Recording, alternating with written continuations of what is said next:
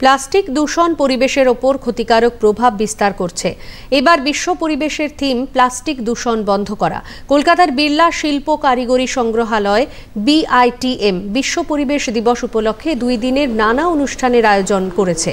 পরিবেশ দূষণ শিশু মনকে কিভাবে প্রভাবিত করছে তা তাদের নিজেদের হাতে আঁকা ছবিতে ধরা পড়েছে। প্রদর্শিত হয়েছে আলোকচিত্র। কলকাতাস্থ ব্রিটিশ ডেপুটি হাই কমিশনে অ্যান্ড্রু ফ্লেমিং প্রদর্শনী ঘুরে দেখেন। দূরদর্শনকে তিনি বলেন, পরিবেশ দূষণ প্রতিরোধে সম্মিলিত প্রয়াস দরকার।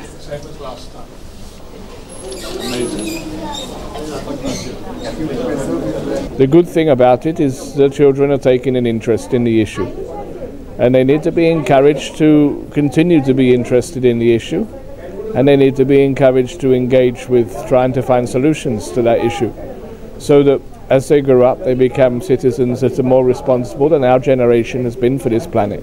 মানুষের থেকে প্রাণীরা বেশি অসুবিধা, কেন কি মানুষরা বুঝেও বুঝতে চাইছে না যে জলবায়ু পরিবর্তন হচ্ছে, কিন্তু তারা ভাবছে যাতে কী হবে, কিন্তু প্রাণীরা সেটা বুঝতে পারছে, তারা তাতে মারা যাচ্ছে।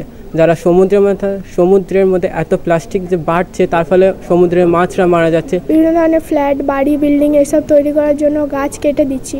গাছ আমাদের যে খাবার দেয়, সব থেকে বেশি মানুষের প্রয়োজন যেমন জল, সেরকম তো অক্সিজেন। তো গাছ আমাদের সেই অক্সিজেনটা দেয়, এবং আমাদের যেভাবে মানুষের মানব বৃদ্ধি পাচ্ছে, তো তার জন্য তো কার্বন ডাই অক্সাইডের পরিমাণ বেড়ে যাচ্ছে। তো গাছ সেটা নিয়ে নেয়। গাছ যদি কেটে দিই তাহলে আমাদের কার্বন ডাই অক্সাইড বেড়ে যাবে আর অক্সিজেন কমে যাবে। এর ফলে মানুষ বেঁচে থাকতে পারবে না। সেই দিক থেকে BITM এর অধিকর্তা অর্ণব চট্টোপাধ্যায় বলেন, পরিবেশ দূষণে প্রাকৃতিক ভারসাম্য নষ্ট হওয়ায় প্রভাবিত হচ্ছে শিশুদের ভবিষ্যৎ।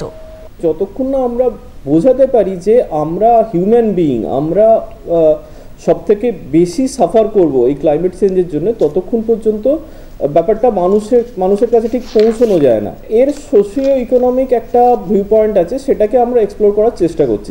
যেমন যখনই কোনো রকম ন্যাচারাল ক্যালামিটিস আসে, সেই ক্যালামিটিসগুলোতে যে জায়গাগুলো নষ্ট হয়, যে চাষবাস নষ্ট হয়, পশু পাখির ক্ষতি তো হয়, তাছাড়া মানুষের একটা ইকোনমিক্যাল ইম্প্যাক্ট আছে এই গোটা ব্যাপারটার মানুষের ওপর, যেটা খুব ভয়াবহ। এবং স্পেশালি যারা ইকোনমিক্যালি ব্যাকওয়ার্ড ক্লাস থেকে বিলং করেন, তাদের জন্য এই ক্ষয়ক্ষতিটা কাটিয়ে ওঠা সবসময় সম্ভব হয় না।